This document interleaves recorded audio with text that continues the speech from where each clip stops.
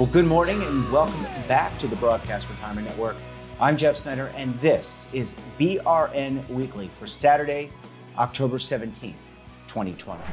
And our top story today, unfortunately, many are learning the hard way about how much you need to save. Well, joining me now to discuss this and more is Jennifer Barrett. She's Chief Education Officer for Acorns, and she's also a best-selling author. Jennifer, thank you so much for joining us on the program this morning. Thanks so much for having me. Well, it's always a pleasure, and I'm a big fan of Acorns and the work that you all do in gathering really important information and informing your very large audience. You recently wrote a piece, and I think it dovetails nicely with what we often cover on our show and what you cover on Acorns, which is how much do I need to save for retirement? And savings rates historically have been down. What can you tell us, Jennifer? Sure. So I think that and your audience knows that financial experts, planners, advisors recommend that we set aside about 15 to 20% of our disposable income to put into savings or to invest. And we also know that historically, as you mentioned, Americans have saved far less than that. So if we look back even over the last decade, the savings rate, the average savings rate for Americans has hovered somewhere between about 6 and 8%, really. So we're talking about less than 50% of what's recommended. And this was during good times. This is starting in the Great Recession, but through one of the largest economic expansions in history. And so even though we were in this time of economic growth and expansion, we really saw Americans not saving enough to put aside to even cover an emergency. So even last year, the Fed did a survey. They found that 40% of Americans didn't have enough to cover a $400 unexpected expense. And so what that says to me, and there's a lot of other surveys out there that say they have similar findings. And what that says to me is that we really were in the midst of a savings crisis in this country. And I think it was masked by the fact that we were in this time of enormous economic expansion. Unemployment was below 4%. It was easy to find a job. It was easy to find credit. Credit card debt topped $1 trillion for the first time last year. So, we were kind of humming along, but it was sort of inevitable that at some point we were really going to feel the pain of this. And unfortunately, that happened with the pandemic this spring. And you mentioned the pandemic, and there are so many Americans who, at the height of the pandemic, and still today, lost their jobs. They were furloughed, saw a reduction, and those who are less fortunate have really been impacted more severely than those who are fortunate. And making those savings, getting those savings, Jennifer, is really tough if you've had your salary cut, if you're just trying to put food on the table, shelter over your head, taking care of your kids, especially those parents who are homeschooling now. They have to work and homeschool. I'm well aware of that. I'm among them. But it really is a really horrendous time. And as you stated, it's a domino effect here. It is. Yeah, I think, if you look at the data now, I think the Census Bureau just came out with some new data that 1/3 of Americans are struggling right now just to cover basic expenses. And by basic, I mean things like rent and groceries and car payments. So we're in a really serious situation right now. We have almost 30 million Americans who are claiming unemployment benefits in some form. And more so, we're seeing longer time periods between when someone lost a job and is able to find another one because, we're now in the midst of a pandemic-induced recession, or there was one in the spring. We'll see where we are now. But there aren't a lot of job opportunities for people. So people are really hurting, and I agree with you. I think, it's very hard in the midst of this to say to people, well, you should have saved, and you should be saving now. But I think what I'm optimistic about is I think that this was exactly the kind of event. It was so jarring that I think it may actually shift the way that we think about savings. Because historically, Americans have really looked at savings as sort of something to aspire to.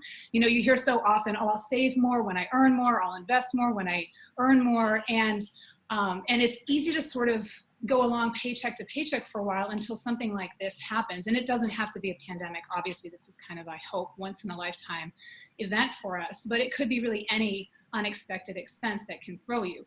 What was encouraging to me is that when we looked at April, we saw a record high savings rate. So I think it was almost 34%, right? Almost 34% of income that people were saving on average. And that is, I mean, unprecedented. That's, Yep. I mean, we weren't we weren't anywhere close to this, even in the Great Recession.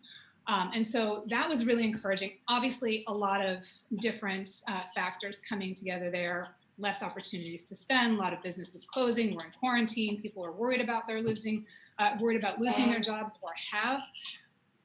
So these are sort of unusual circumstances, but I'm encouraged by the fact that even in the months since, as the economy has recovered somewhat, we've seen some of those jobs come back now. About 11 million jobs or more have come back now.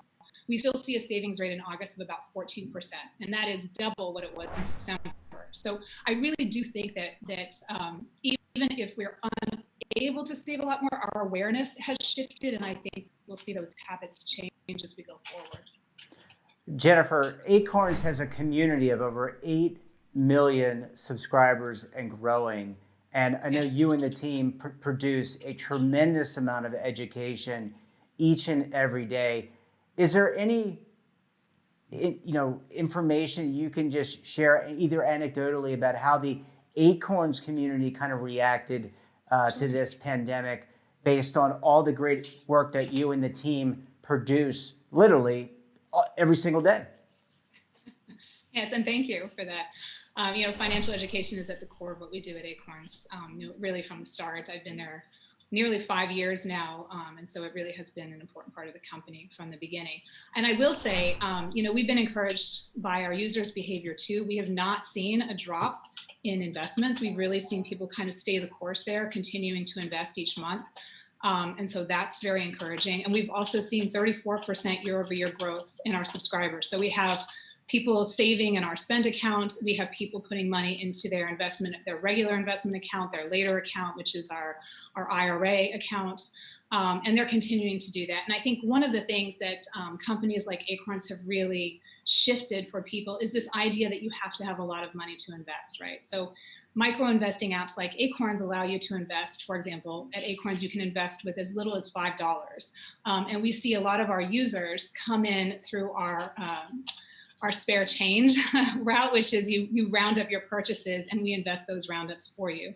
And at the end of the month, it usually adds up to about $30 to $35. So we're talking about over the course of a year, you will have invested more than $400. And for a lot of people, because it's like spare change, it really lowers any concern someone has about the risks of investing. It sort of pushes those away because we're talking about spare change. And what happens with a lot of people is they start to see, wow, this really does sort of add up after a few months, and then they start adding more and more contributions over time. And I think that it's really important to remember that you don't need to hit that 20% necessarily. It's just so important to get in the habit of saving and investing a little bit from every check, and getting in that habit now. And then when you're able to save and invest more, you can. But just getting started, I think sometimes is a real hurdle for people. Yeah, absolutely. And you got to start early and younger because time is more on your side in terms of compounding. Jennifer, last question. Sure. I mentioned at the beginning of the segment about your book, Thinking Like a Breadwinner, and I don't want to get you in trouble with the publisher at all, and it's coming out next year, but can you just give us a little bit of hint about what you'll be talking about in the book and what readers can expect? Sure. It's Think Like a Breadwinner, but it's very close. Oh, it's okay.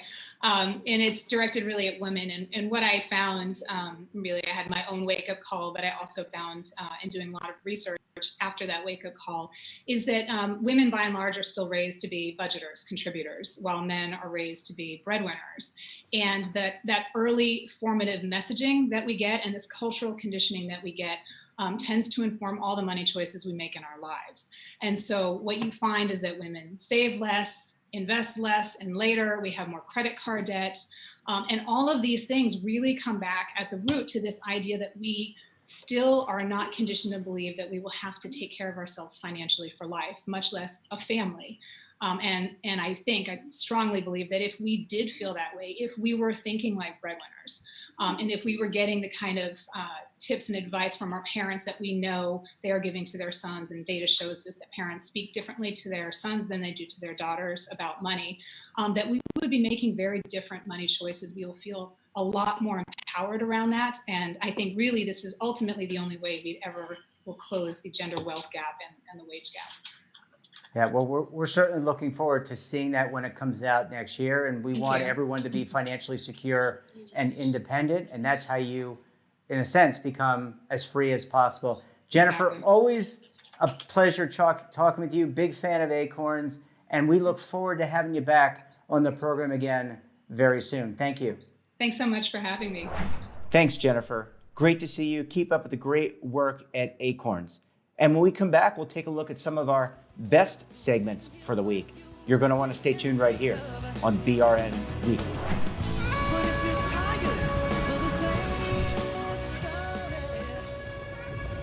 Imagine a new television network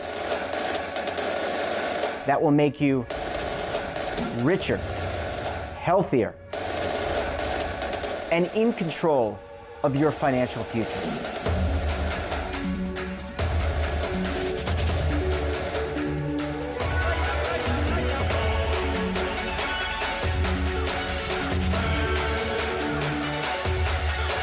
This network is for the policewoman in Nashville, Tennessee, the baker in Dubuque, Iowa, the teacher in Lexington, Kentucky. We want to make the idea of savings and retirement culturally relevant. But what do you see as a defining issue of the midterms? Especially for the smaller businesses. I mean, they are the lifeblood of the American economy.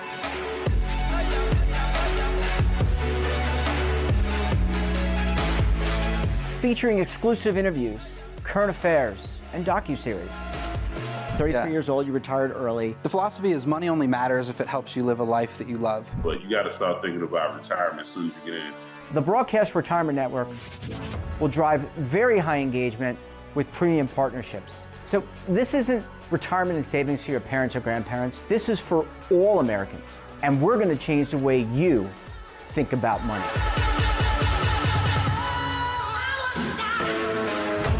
Welcome to the next frontier of retirement and savings. This is BRN, the Broadcast Retirement Network. The windows on our homes, they protect us and the ones we love, but they do much more. At Renewal by Andersen, making your home more comfortable is at the center of every window we make. It's why we custom build our windows in America and install them in as little as 1 day. It's why we build our frames with exclusive Fibrex composite material that's 2 times stronger than vinyl. It's why our glass helps keep your home warmer in winter, cooler in summer, and quieter all year long. It's why we stand behind every window with a 20-year limited warranty. Why not help lower your energy costs while giving your home and family the best? Call 1-800-835-6525 to schedule a free in-home consultation. Buy one, get one at 40% off with this special offer. Plus, get special financing with no money down, no monthly payments, and no interest for 1 full year.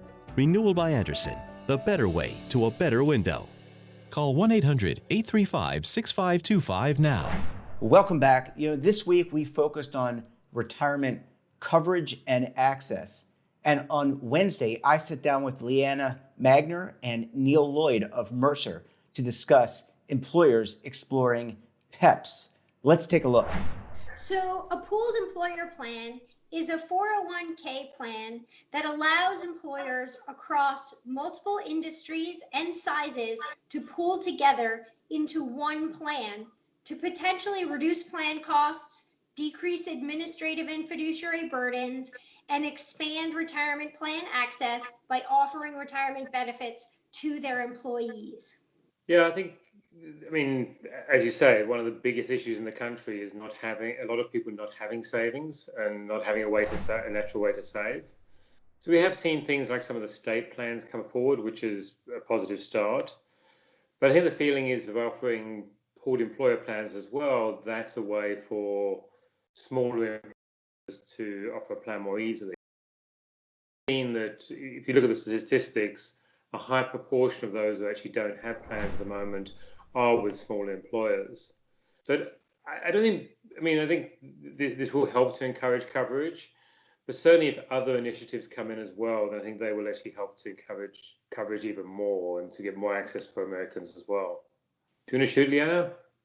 Sure. So, first, I think one of the key objectives of the Secure Act and the rationale for offering PEPs was to be able to provide access to retirement plans for those who don't already have access. So to some degree, it's geared toward employers who don't already sponsor a plan. So this would be an easy way for them to be able to offer the benefit to their employees and not have to act as that plan sponsor. I think also it may be attractive to plans that already exist today, but those who are looking to offload some of their fiduciary and administrative burden, and also for small plans who don't have their own economies of scale, joining a PEP can provide for those economies of scales of pooled plans to help reduce costs as well. I think we're going to see a variety of different types of organizations becoming pooled plan providers. Of course, I think we will see record keepers, insurance companies, some consulting firms, HR consulting firms. We may also see banks, payroll providers, and even third-party administrators. Yes, and unfortunately, we haven't seen a lot of that yet, and that's one of the challenges that we have. So the Department of Labor has done two things. I mean, it did issue an RFI, and the RFI was to get industry input on the issues the regulation was to cover. So to get some feedback on, I mean, things like, if you're a record keeper, it's difficult to offer a PEP if you're going to potentially appoint yourself as a record keeper without giving some sort of prohibited transaction relief. And that was the same with sort of investment managers and people like that as well. So that was an issue that was asked about. But what hasn't happened since then is the actual guidelines or regulations haven't come out. The second thing was the DOL did do was it issued an initial proposal in terms of registration guidelines. I mean, they weren't that significant, so I think that's fine, but that still needs to be finalized. But there's a challenge. I mean, PEPs in theory should be in place by the 1st of January. Generally, when things like the regulations get issued, there's a commentary period, there's then a response, and eventually they get issued. And we have a couple of complications. We have an election coming up in a month's time. You don't say. So things could get a little bit sort of challenging, and we do know there's some political sort of tension about some of these issues because when the initial RFI came out, the DOL was asking what relief do various providers potentially need. And Richard Neal, the chairman of the House Ways and Means Committee, he actually wrote a letter in saying that he didn't feel that there was any relief that was necessary. So we're going to have to see how things play out, but one of the difficulties with offering a PEP on 1st of January is not knowing exactly what the regulations are going to say, and we can guess they'll be okay, but it could cause some complications.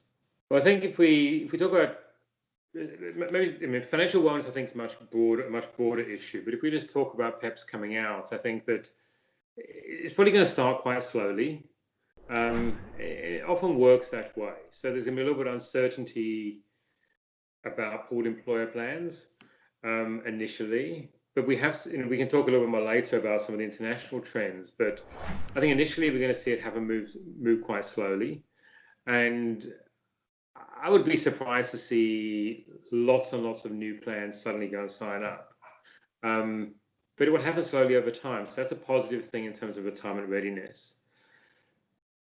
Yeah, and Lee, go ahead, Neil. I'm sorry. No, and I think all I would say is I think when we look back, I think we're going to see us have a much bigger impact, but it may start slowly.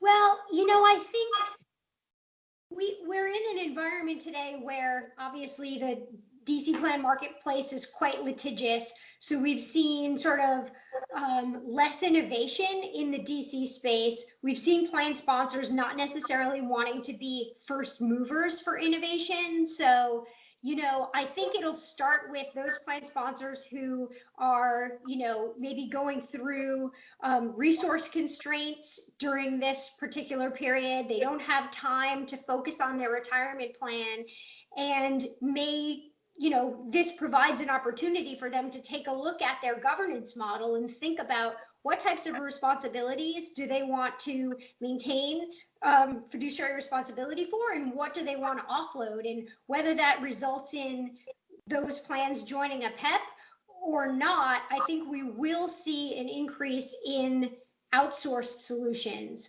Whether that's all the way to a PEP, we'll have to see, but I think it will increase the interest in other outsourced solutions like 338 investment management versus a full bundled plan.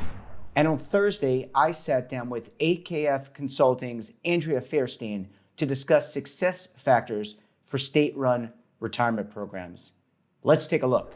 We have focused on this state-run retirement market because we see the states really as leaders, in pushing forth these efforts to really help solve a looming crisis. Not only do we have people who aren't saving for retirement now, but when you think about it from the state perspective, if you have people who haven't saved for retirement, that's just a huge pressure on your fisc, right? And your public funding years down the road. So we've been following this market. We're delighted to be working with California, Illinois, Connecticut, and Maryland. So we see this market, there are really three basic models, Jeff. I mean, we've seen the auto IRA model, which is definitely the model that is trending and that more states choose. But the multiple employer plan model is alive and well in Massachusetts. We'll see Vermont soon. And we have a marketplace model that is also up and running in Washington State. But again, I think the key thing is we see this leadership by the states that they are getting ahead of the curve and trying to solve a crisis that they're just going to have to face down the road. Very much like what they did with college savings, I have to say. Actually, I sort of alluded to it when we look at the 529 market, were the states that created prepaid tuition plans back in 1988 and 1989. Interestingly enough, it was a challenge in the tax court that ruled against the state of Michigan, which ultimately led, interestingly enough, Senator McConnell from Kentucky and Senator Graham from Florida to create Section 529 in the 1996 Tax Act. So again, leadership by the states. So what they saw in the late 80s and early 90s was that college tuition inflation was rampant, and it would be very difficult for people to afford to send their kids to college. So the states created the solution. Fast forward to 2013 or 12, when California first started talking about this, right? They had that same vision that there was an issue that they needed to solve for their residents. So I see that analogy. And yes, I am eternally hopeful that at some point, as we see more states roll out these plans, regardless of what the nature of the plan is, whether it's a marketplace, a MEP, or an auto IRA, I mean, I'm hopeful that the feds will craft a solution for us to enable these plans to go forward. So again, first analogy is recognizing the need. Second analogy, and we can talk about this more in a minute, if you're interested, is just the ABLE plans. So the plans that the states have launched to help people with disabilities save. It's founded in the federal tax code, but it is built very much along the line of what a 529 plan is. And where I think ABLE offers some possibilities for us on the retirement side is that we've seen great collaboration across the states. So states have partnered and been able to provide a more cost-effective solution for saving. So I think if we can take that analogy and apply it to retirement, we've really done a lot for the state-run plans.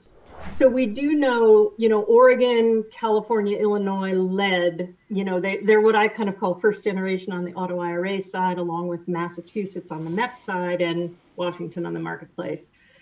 Best practices are established by virtue of the fact that those plans have been up and running right now for 3 years in the case of Oregon.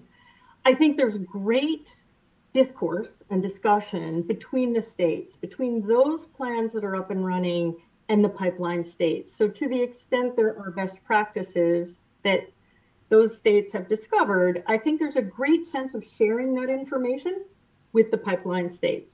I know there's a kind of a constant communication between my clients, let's say in Maryland and Connecticut, with the folks in California, Oregon, and Illinois on the auto IRA side. So I do think there has been that sharing from that perspective. With respect to plan design, what I like to think is that what will come with Connecticut and Maryland will sort of be version 2.0, right? Because version 1.0 was great. We've learned a lot of lessons from 1.0, and I think we'll see something, these evolve in a way that takes advantage of the lessons, takes advantage of the successes, and just pushes it maybe a little bit further.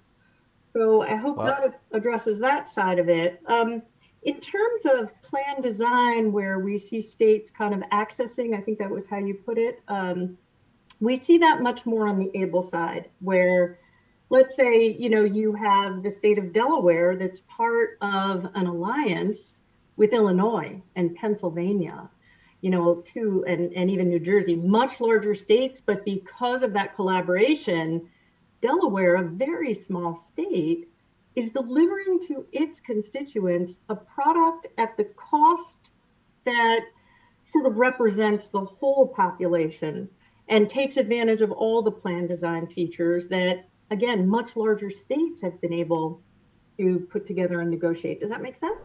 And that wraps up this episode of BRN Weekly. Have a topic of interest or someone you think we should talk to? Drop us a line. And don't forget, for all the news in retirement, markets, technology, personal finance, so much more, check out today's edition of The Morning Pulse, our newsletter. Don't forget, we're back again tomorrow for BRN Sunday. I'm going to be joined by members of the media, academia, and financial services to analyze all the news this week in retirement, markets, technology. You're certainly not going to want to miss that one. So until then, I'm Jeff Snyder. Stay safe, keep on saving, and don't forget, roll with the changes.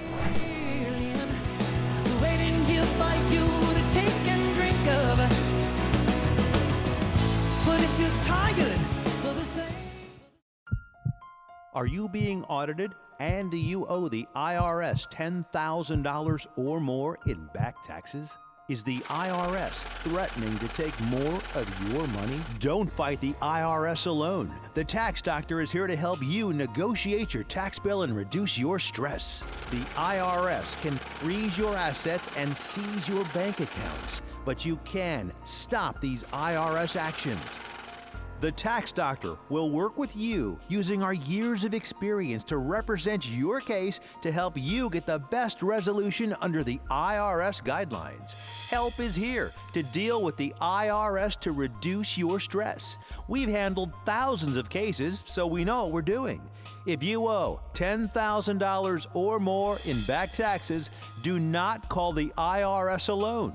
Call a Tax Doctor now for a tax emergency analysis. Call 800-224-6439.